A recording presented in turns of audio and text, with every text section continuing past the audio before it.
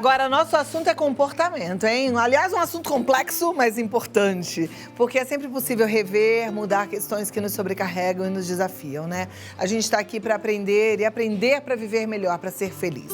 Responsabilidade autoabusiva, um termo que eu não conhecia, mas surge quando lidamos com cobranças em demasia, autocobranças. E privilegiamos todas as pessoas, menos nós mesmas. Você vive isso? Tá todo mundo em primeiro lugar na sua vida? Você tá lá em último? Tá se sentindo a Mulher Maravilha, mas descobriu que não é? Chega uma hora que pesa.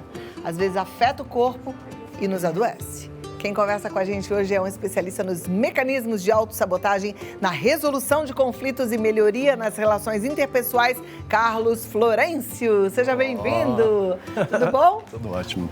Muito bom te receber. Obrigado. Vamos lá. Autorresponsabilidade. Como é que é o termo? Responsabilidade autoabusiva. Autoabusiva. O que seria isso? Eu criei esse tema porque esse termo, né?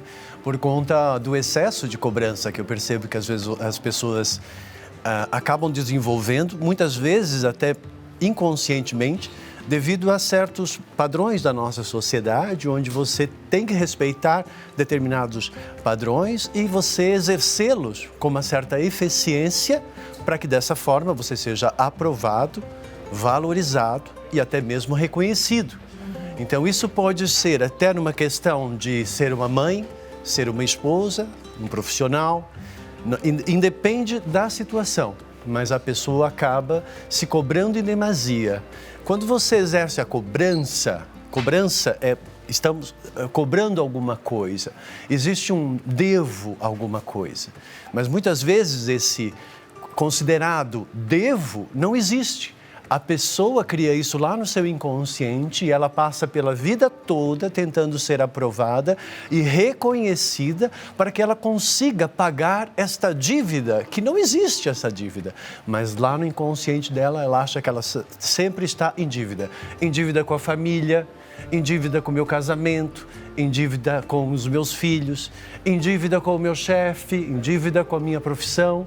Você se sente em dívida com alguma coisa? Se você se sente em dívida, significa que, de alguma forma, você está constantemente competindo contigo mesmo para justamente chegar num resultado para que você possa dizer assim: estou livre, agora eu acho que eu posso curtir a vida depois que eu conseguir. Mas quem tem esse achismo não chega nunca nesse resultado, está sempre trabalhando em excesso.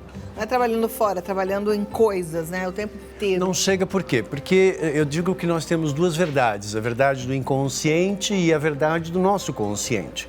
No seu consciente você sabe que não é legal você se cobrar, não é legal você fazer as coisas por obrigação, você ter ansiedade, né? Você se sentir culpado, se condenar. Você sabe na sua consciência que isso não é legal. Por quê? Porque vai contra os seus princípios de autoproteção e autoestima. Mas, entretanto, existe uma outra verdade, que é a verdade do seu inconsciente, onde em algum momento, em alguma experiência que você viveu, muitas vezes no primeiro setênio, do 0 aos 7, ou segundo setênio, dos 7 aos 14, que são a parte mais inconsciente da pessoa, ela pode desenvolver esta cobrança involuntária. Por quê? Porque ela, de repente, a mãe, ou o pai, ou a sociedade, a escola, dizem que ela tem que ser aquilo. Ela tem. Se ela tem, isso é uma cobrança, né? E se eu devo, isso é uma cobrança. Então, se livrar do devo e tenho, quando esse devo e tenho carrega uma energia de cobrança e dívida que vai, com certeza, se você não conseguir atingir os resultados que você almeja ou aquilo que você acha que você tem que gerar para os outros,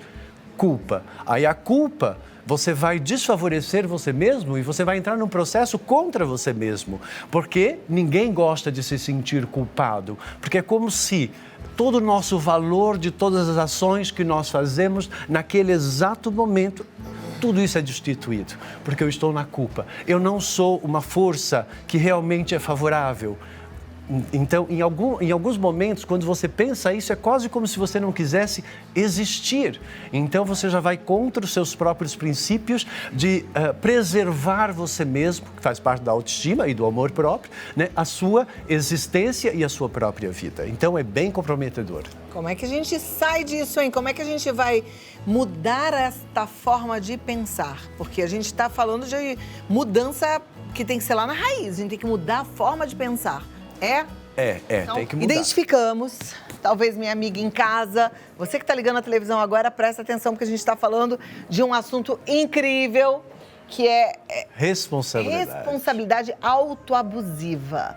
É quando você acha, eu vou resumir assim, que é a Mulher Maravilha. Quando você acredita que você é e vai além das suas forças, tem nada que te pede, só que uma hora a conta chega. Né? Mas também tem homem que acha que é um super-herói. Também. Uma hora a conta chega. O homem, o super-herói, a mulher, a grande força do universo, né?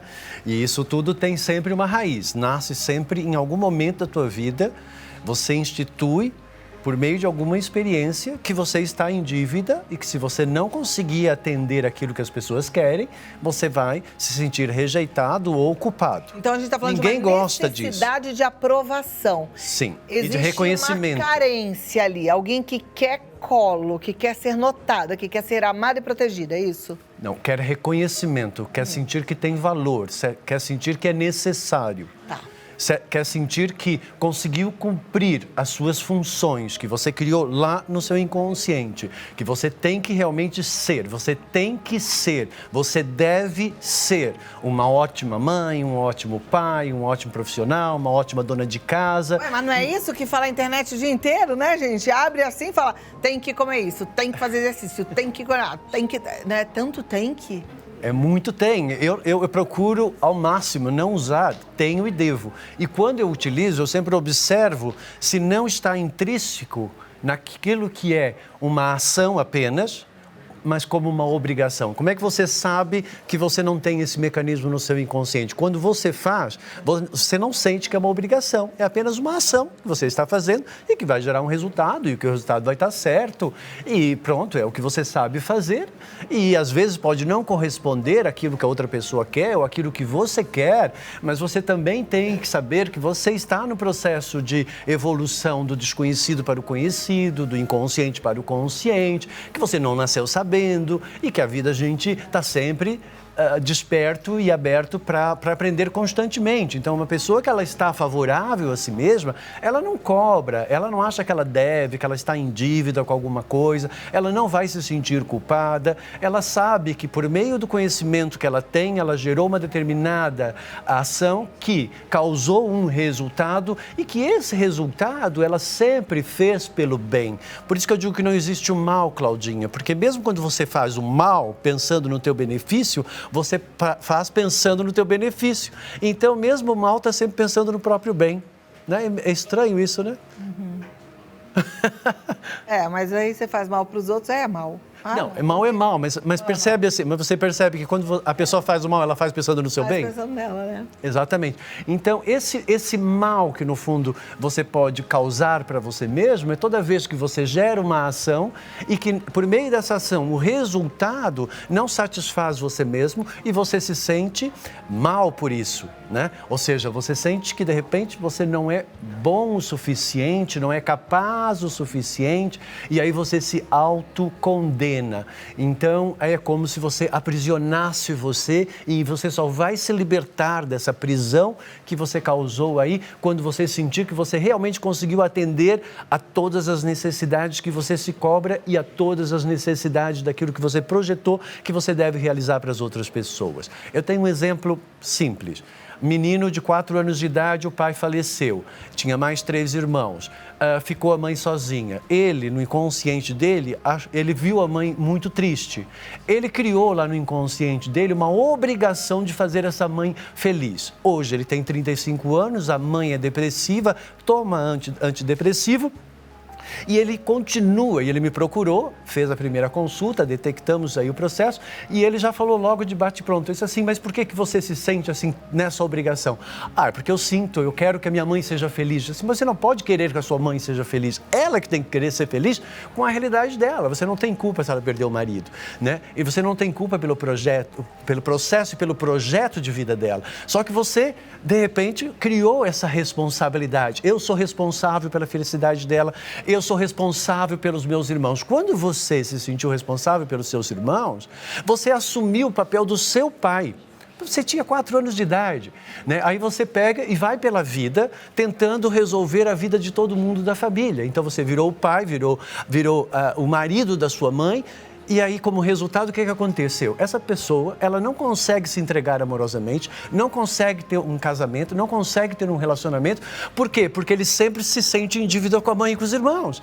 Então, é impressionante que a pessoa trava nesse processo e ela não consegue sair. E, às vezes, isso, em certos casamentos, a mulher até diz, pô, mas você não larga a sua família. Ou o marido diz para a esposa, você não larga a sua família. Porque ela sempre acha que está em dívida, ou ele sempre acha que está em dívida, que ele tem alguma coisa que ele ficou lá presa nesse inconsciente. Mas isso não existe, você não está em dívida, você não é culpado pelo processo de quem quer que seja. Se você é mãe, você já fez a sua obrigação, você deu o seu melhor. Ensine esse seu filho a caçar, ou seja, a ele desenvolver uma profissão para que ele possa seguir livre. Porque mais cedo ou mais tarde você vai sair da vida dele, isso é um fato, porque cronologicamente você vai morrer antes dele. Então, existe um momento que você vai ter que chegar à conclusão, eu não posso preparar o meu filho para ficar dependente de mim. Eu tenho que preparar o meu filho para ele seguir livre, porque esta é a minha obrigação. Eu tenho que preparar o pai, esse meu filho, para que ele acredite nele, para que ele tenha confiança nele. Então, uma mãe tem que dar segurança para um filho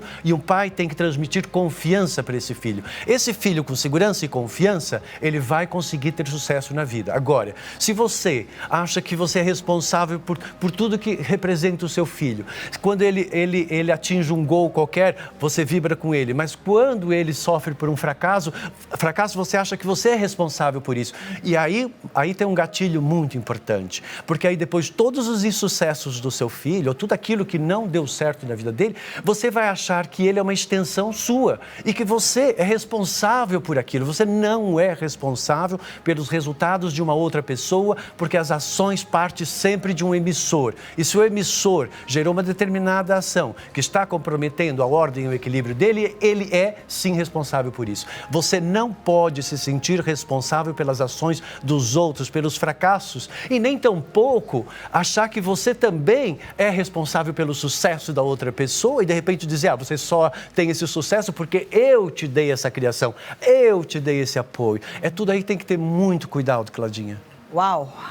Tem que ter muito cuidado. E tem algum jeito da gente aprender a ficar mais atento e não cair nesses gatilhos e achar que é culpado de tudo ou que é o salvador da pátria? Tem. Então, no meu trabalho, eu normalmente crio um exercício próprio para cada pessoa de acordo com o processo dela.